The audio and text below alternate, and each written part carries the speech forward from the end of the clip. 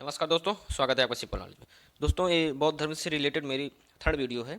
बाकी की दो वीडियो हम अपलोड कर चुके हैं जिसमें हमने बौद्ध धर्म और उनके सिद्धांतों का वर्णन किया है, तो आप उस वीडियो को देख सकते हैं। इस वीडियो में हम देखेंगे बौद्ध साहित्य, जिसके अंतर्गत हम चर्चा करेंगे इसमें त्रिपिटक की, और जो बौद्ध संगीतियाँ हुई थी उनकी भी हम चर्चा करने वाले हैं। तो चलिए वीडियो को स्टार्ट करते हैं। तो दोस्तों, जैसे कि आप देख पा रहे हैं, लिखा है यहाँ पर पार्ट 3 एंशियंट हिस्ट्री बौद्ध साहित्य यानी कि बौद्ध लिटरेचर। तो लिखा है यहाँ पर, महात्मा बुद्ध के परिनिर्वाण के पश्चात उनके समस्त उद्देश्यों को 3 भागों में संकलित किया गया, जो त्रिपिटक के नाम से विख्यात हुआ।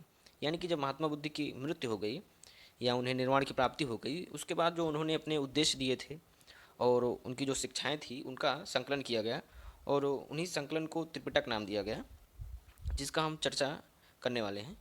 इन त्रिपिटकों की भाषा जो थी वो मूल रूप से पाली भाषा थी।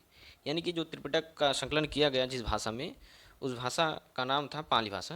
तो दोस्तों, ये इंपॉर्टेंट है, पूछा जाता है कि बौद्ध साहित्य में किन भाषाओं का उपयोग किया गया है, तो आप बता सकते हैं पाली भाषा का। तो चलिए हम एक एक करके इन त्रिपिटकों के बारे में जानते हैं। उसके पहले हम आपको एक नोट बताना चाहते हैं। लिखा है यहाँ पर, बौद्ध धर्म का पवित्र ग्रंथ है क्या?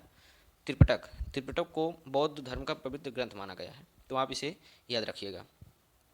ठीक है। फर्स्ट हम देखते हैं यहाँ पर विनय पिटक, जो त्रिपिटकों में पहला और प्रमुख स्थान रखता है। विनय पिटक, इसमें क्या है? इसमें बुद्ध द्वारा उपदिष्ट संघ संबंधी नियम व आचार बताए गए हैं।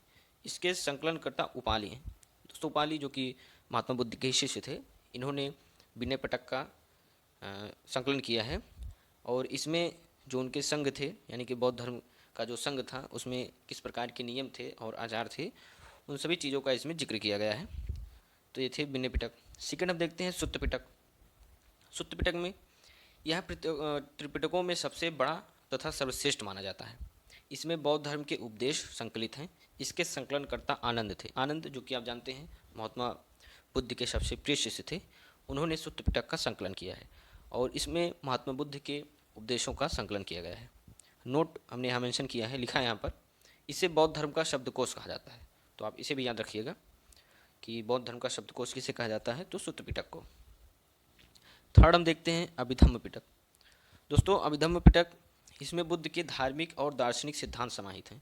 यानी कि जो उन्होंने अपने धर्म से रिलेटेड वाक्यों को बताया है और दर्शन से रिलेटेड वाक्यों को बताया है, उनका संकलन अभिधम्म पिटक में किया गया है। और इसका संकलन मोगलीपुत्र तिस्य ने किया है। ये भी महात्मा बुद्ध के ही शिष्य थे। तो इस प्रकार हमने त्रिपिटकों के बारे में जाना, और 3 त्रिपिटक के बारे में हमने जाना। फर्स्ट हमने जाना इसमें विनय पिटक, सेकंड हमने जाना सुत्त पिटक, और थर्ड हमने जाना अभिधम्म पिटक। तो 3 त्रिपिटक थे जिनका हमने चर्चा किया। नोट हमने यहाँ मेंशन किया है, इस पिटक में सर्वप्रथम संस्कृत भाषा का प्रयोग हुआ। यानी कि इसके पहले हमने 2 त्रिपिटकों के बारे में देखा, विनय पिटक और सुत्त पिटक, जिसमें हमने जाना कि पाली भाषा का उपयोग किया गया है। परंतु तीसरा जो त्रिपिटक है अभिधम्म पिटक, उसमें संस्कृत भाषा का उपयोग हुआ है। इसका कारण है जो हमने यहाँ नोट के माध्यम से मेंशन किया है। लिखा है यहाँ पर, देख सकते हैं आप, त्रिपिटकों में से विनय पिटक तथा सुत्त पिटक का संकलन बुद्ध के परिनिर्वाण के कुछ ही सप्ताह के बाद, यानी कि 483 BC में उनकी मृत्यु हुई, उसी के कुछ सप्ताह बाद इन त्रिपिटकों का निर्माण हुआ, यानी कि इनका संकलन हुआ। और इस प्रकार 483 BC में प्रथम बौद्ध संगीति भी हुई थी। अभी हम इसका चर्चा करने वाले हैं आगे। सेकेंड थर्ड हमने यहाँ मेंशन किया है, जबकि अभिधम्म पिटक का संकलन अशोक के शासनकाल में 251 BC में, यानी कि तृतीय बौद्ध संगीति में इसका संकलन किया गया। तो आप देख सकते हैं लगभग 200 सालों से ज़्यादा का अंतराल है यहाँ पर। और अशोक जो कि आप जानते हैं मौर्य शासनकाल के पीरियड में आता है, तो अशोक के समय संस्कृत का उद्भव हो चुका था, तो इसलिए अभिधम्म पिटक में संस्कृत का उपयोग किया गया। बाकी 2 पिटकों में संस्कृत का उपयोग नहीं किया गया है, इसका यही कारण है। और हमने यहाँ और कुछ मेंशन किया है, लिखा है हमने यहाँ पिटक, और जिसका तात्पर्य होता है संग्रह।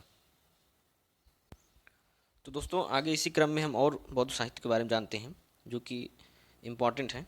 जैसे कि यहाँ देख पा रहे हैं, लिखा है जातक कथाएँ। ये मूल रूप से पाली भाषा में लिखी गई हैं। इनकी जो संख्या है 549 है, और इसमें बुद्ध के पूर्व जन्मों की कथाएँ वर्णित है। यानी कि जातक कथाओं में महात्मा बुद्ध की पूर्व जन्मों की कथाएँ वर्णित है, और ये जिस भाषा में लिखी गई है वो पाली भाषा है। तो आप इसे याद रखिएगा। ठीक है। अगला हम देखते हैं मिलिंद पन्हो। यह ग्रंथ पाली भाषा में रचित है। इसमें राजा मिनांडर, या इन्हें कहीं कहीं मिनेंडर भी कहा जाता है, तो आप दोनों याद रखिएगा, एवं बौद्ध भिक्षु नागसेन के बीच वार्तालाप है। यानी कि एक राजा थे मिनेंडर, जो बौद्ध आचार्य नागसेन से बौद्ध धर्म से रिलेटेड क्वेश्चन पूछते हैं, तो उन क्वेश्चनों का आंसर बौद्ध आचार्य नागसेन देते हैं। तो उन्हीं के बीच के जो वार्तालाप हुए हैं उनका वर्णन मिलिंद पन्हो ग्रंथ में किया गया है, तो आप इसे याद रखिएगा। अगला है विशुद्धिभग। इसे त्रिपिटकों की कुंजी कहा जाता है। इसकी भाषा पाली है, यानी कि ये भी पाली भाषा में ही रचित है, और इसकी रचना बुद्धघोष ने किया है। तो आप इसे याद रखिएगा, त्रिपिटकों की कुंजी भी इसे कहा जाता है। और ये सभी चीज़ें एग्जाम के पॉइंट ऑफ व्यू से इंपॉर्टेंट है, तो आप इसे अच्छे से पढ़िए और याद रखिए। अगला हम देखते हैं बुद्ध चरित्र। इसे बौद्धों का रामायण कहा जाता है। इसमें महात्मा बुद्ध का जीवन वृत्त एवं शिक्षाओं का वर्णन है। इसकी रचना संस्कृत भाषा में अश्वघोष द्वारा की गई। तो यदि आपसे पूछा जाता है कि बौद्धों का रामायण किस ग्रंथों का कहा जाता है, तो आप बता सकते हैं बुद्ध चरित्र को। और बुद्ध चरित्र जैसा कि नाम से ही पता चलता है, महात्मा बुद्ध का चरित्र, तो उस लिहाज से इसमें महात्मा बुद्ध के जीवन वृत्त को दर्शाया गया है और उनकी शिक्षाओं का वर्णन किया गया है, और ये संस्कृत भाषा में लिखा गया है, और इसके रचनाकार अश्वघोष हैं। तो आप इसे याद रखिएगा, ठीक है। हमने यहाँ नोट में मेंशन किया है, यह एक महाकाव्य है, यानी कि बुद्ध चरित्र एक महाकाव्य भी है, तो आप इसे याद रखिएगा। अगला हम देखते हैं धम्मपद। इसे बौद्धों की गीता कहा जाता है। इसकी रचना पाली भाषा में है। तो अभी हमने यहाँ देखा बौद्धों का रामायण बुद्ध चरित्र, और यहाँ पर लिखा है बौद्धों की गीता धम्मपद। तो आप इसे दोनों याद रखिएगा, इस दोनों को याद रखिएगा, बौद्धों की गीता किसे कहते हैं और बौद्धों का रामायण किसे कहते हैं। कुछ हमने यहाँ अन्य तथ्य भी सम्मिलित किए हैं। तो जैसे कि आप देख सकते हैं, लिखा है यहाँ पर फर्स्ट, बुद्ध के संघ में कर्जदारों और गुलामों को शामिल करने की मनाही थी। तो आप इसे याद रखिएगा, हो सकता है एमसीक्यू में आपसे पूछा जा सकता है, कोई भी एग्जाम हो, तो आप इसे याद रखिएगा कि बुद्ध के संघ में कर्जदार व्यक्ति और जो गुलाम व्यक्ति थे उन्हें संघ में शामिल होने से मना किया गया था। सेकंड है, बोध गया से प्राप्त दूसरी शताब्दी की मूर्ति कला में बुद्ध को बैल के साथ जुताई करते दर्शाया गया है। तो आप इसे भी याद रखिएगा।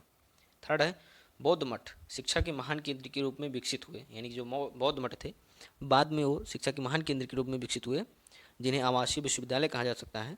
जैसे कि हमने फॉर एग्जांपल यहाँ पर मेंशन किया है, बिहार में नालंदा विश्वविद्यालय एवं विक्रमशिला विश्वविद्यालय, उसी के साथ साथ गुजरात में वल्लभी का विश्वविद्यालय है। ये सभी बौद्ध मठ थे जो बाद में शिक्षा केंद्र के रूप में विकसित हुए। तो आप इसे याद रखिएगा। फोर्थ है गांधार कला। यह महात्मा बुद्ध की मूर्तियों से संबंधित है, यानी कि जो महात्मा बुद्ध की जो मूर्तियाँ हैं वो गांधार कला में विकसित हुई हैं। तो आप इसे याद रखिएगा। पूछा जा सकता है गांधार कला किससे संबंधित है, तो आप बता सकते हैं महात्मा बुद्ध की मूर्तियों से संबंधित है, या महात्मा बुद्ध की मूर्तियाँ इस कला में बनाई गई। आगे हम कुछ और देखते हैं। अब इसमें हम चर्चा करेंगे बौद्ध सभाएँ, यानी कि जो संगीतियाँ हुई थी, 4 बौद्ध संगीतियाँ हुई थी जैसा कि आप जानते हैं। तो उन्हीं बौद्ध संगीतियों का हम इसमें चर्चा करने वाले हैं। इसमें हम देखेंगे इनका समय, इनका स्थान, और उस समय के जो अध्यक्ष थे और किनका शासनकाल उस समय था। तो इन सभी चीज़ों को हम देखने वाले हैं। तो जैसा कि आप देख पा रहे हैं, लिखा है यहाँ पर, प्रथम संगीति समय था इसका 483 BC, यानी कि जब महात्मा बुद्ध की मृत्यु हुई उसी समय यह संगीति हुई थी। इसका स्थान राजगीर था, जानते हैं आप, बिहार में है। अध्यक्ष इसके महाकश्यप थे और शासनकाल अजातशत्रु का था उस समय। द्वितीय संगीति आप देख सकते हैं 383 BC, यानी कि 100 साल का अंतराल है। स्थान वैशाली जो कि बिहार में ही पड़ता है। अध्यक्ष इसके सबाकामी थे और शासनकाल काल अशोक का था। तृतीय संगीति 255 BC में हुई, BC यानी कि ईसा पूर्व। स्थान इसका पाटलिपुत्र, पटना जो वर्तमान नाम है इसका इस समय। और अध्यक्ष इसके थे मोगलीपुत्र तिस, और शासनकाल इसका था अशोक के समय, यानी कि अशोक के समय तृतीय बौद्ध संगीति हुई थी। इंपॉर्टेंट है, एग्जाम के पॉइंट ऑफ व्यू से पूछा जाता है तृतीय बौद्ध संगीति किसके शासनकाल में हुई थी, तो आप बता सकते हैं अशोक के शासनकाल में। और अध्यक्ष मोगलीपुत्र तिस थे। चतुर्थ बौद्ध संगीति, ये भी बहुत इंपॉर्टेंट है, अक्सर एग्जाम में पूछा जाता है। चतुर्थ बौद्ध संगीति किसके शासनकाल में हुई थी, किस जगह हुई थी, उसके अध्यक्ष कौन थे, बहुत इंपॉर्टेंट है, तो आप इसे याद रखिएगा। चतुर्थ बौद्ध संगीति या बौद्ध सभा प्रथम एडी में, यानी कि प्रथम शताब्दी में हुई थी। स्थान कुंडलवन था जो कि कश्मीर में पड़ता है, और इसके अध्यक्ष जो थे वसुमित्र, कहीं कि आपको अश्वघोष भी लिखा नजर आएगा, तो आप दोनों याद रखिएगा, वसुमित्र या अश्वघोष दोनों एक ही हैं। और शासनकाल उसमें कनिष्क था, तो आप इसे याद रखिएगा। नोट में हमने कुछ और मेंशन किया है, देख सकते हैं आप, लिखा है यहाँ पर। चतुर्थ बौद्ध संगीति के बाद बौद्ध धर्म 2 भागों में बढ़ जाता है, यानी कि लास्ट जब ये संगीति होती है तो उसमें बौद्ध धर्म जो है 2 भागों में बढ़ जाता है, एक हीनयान और महायान में। इसका जिक्र हमने पिछली वीडियो में किया है, तो यदि आप उसको नहीं देखें तो आप देख सकते हैं, डिस्क्रिप्शन बॉक्स में उसकी लिंक है, एंशियंट हिस्ट्री प्लेलिस्ट के नाम से। तो चतुर्थ बौद्ध संगीति में बौद्ध धर्म जो है 2 भागों में विभाजित हो जाता है, हीनयान और महायान में। तो आई होप ये वीडियो आपको अच्छा लगा हो, समझ में आया होगा। यदि यहाँ भी वीडियो एक दो बार और देख लेते हैं अच्छे से, तो आई होप आपको पूरा समझ में आ जाएगा। तो बौद्ध धर्म से रिलेटेड हमने सारे टॉपिक कवर कर लिया है, जिसमें हमने बौद्ध धर्म क्या है, उसके साथ साथ इसके संस्थापक जो महात्मा बुद्ध थे उनका जीवन परिचय भी हमने जिक्र किया है। उसके साथ साथ जो इनके सिद्धांत थे यानी कि इनकी शिक्षाएं थी उसका भी हमने चर्चा कर लिया है, और बौद्ध साहित्य भी आज हमने देख लिया। तो बौद्ध धर्म से रिलेटेड हमने सारे टॉपिक कवर कर लिया है। यदि आप इस तीनों वीडियो को देख लेते हैं तो निश्चित ही इससे रिलेटेड क्वेश्चन आपके गलत नहीं होंगे एग्ज़ाम में। अब आने वाले वीडियो में हम कवर करेंगे जैन धर्म को, जैनिज़्म को, जो महावीर स्वामी से रिलेटेड है, उसका भी हम इसी तरह से सारा टॉपिक कवर करेंगे, जिससे एग्ज़ाम में आपके सारे क्वेश्चन सही हों। तो मिलते हैं नेक्स्ट वीडियो में। वीडियो देखने के लिए बहुत बहुत धन्यवाद।